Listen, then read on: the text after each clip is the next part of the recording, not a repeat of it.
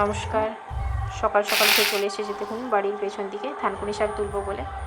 কাঁচি দিয়ে আমরা কেটে নেব শাকগুলো, কারণ বৃষ্টি হওয়াতে গাছের গোড়া থেকে মাটি অনেকটা ধুয়ে চলে গেছে, তাই এটা কাঁচি দিয়ে কেটে নিচ্ছি। এদিকে দেখুন এই ধুত্র ফুলের গাছ কাদের বাড়িতে আছে একটু কমেন্ট করে জানাবেন তো, প্রচুর ফুল হয়। এদিকে ঢ্যাঁড়স আর থানকুনি এই দুটোকে ভালো করে ধুয়ে কেটে নেব। দিদিভাই কেটে নিচ্ছে। এদিকে বদমাশি করছে, দিদিভাই সব জিনিস এলোমেলো করে দিচ্ছে।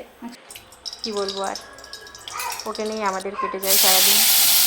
ও প্রচুর দুষ্টু, কারোর কথা শুনতে চায় না।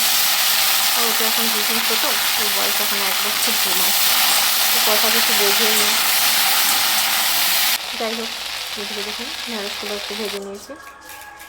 তারপর কড়াইতে তেল দিয়ে সামান্য 5 ফোড়ন দিয়ে কয়েকটা শুকনো লঙ্কা দিয়ে দিচ্ছি। বেশি কিছু মশলা লাগবে না।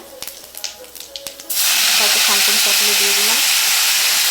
থানকুনি শাক জানেন তো ছেলে প্রচুর উপকার, আমরা তো পাই না, তাই এখন মানে কেটে করে বাড়িতে লাগিয়েছি।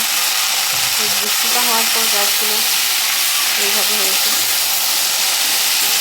একটু নেড়ে করে নেবে, তারপর ঢেঁড়সগুলো দিয়ে দেবো।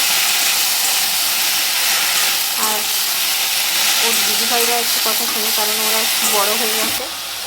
আগেই তো দেখিয়েছি সাদু আর বুটিতে,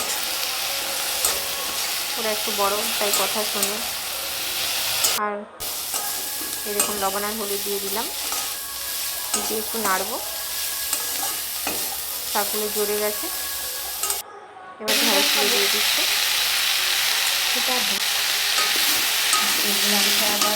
একটু নাড়বে, নাড়ার পর পরিমাণ মতো জল অ্যাড করবো। কিন্তু তার আগে একটা আলু সেদ্ধ করে নিয়েছিলাম, সেটাকে একটু ম্যাশ করে নেব। হাত দিয়ে ম্যাশ করলে হয়, গ্রেটার দিয়ে গ্রেট করে নিলে খুব ভালো হয়। আমি গ্রেটার দিয়ে গ্রেট করে নিচ্ছি। দেখুন আলুটা গরম, দিদিভাই হাত সরিয়ে নিচ্ছে।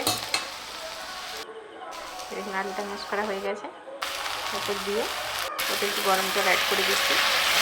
যেহেতু আগে যে সবজিটা ওটা গরম, তাই যে কোনো রান্নাতে জল অ্যাড করলে গরম জল অ্যাড করবেন, চেষ্টা করবেন গরম জল অ্যাড করার, দেখবেন ভালো হবে। রান্না হয়ে গেছে, দেখুন জিরে গুঁড়ো দিয়ে সার্ভ করলাম। যদি ভিডিওটা ভালো লেগে থাকে কমেন্ট করে জানাবেন।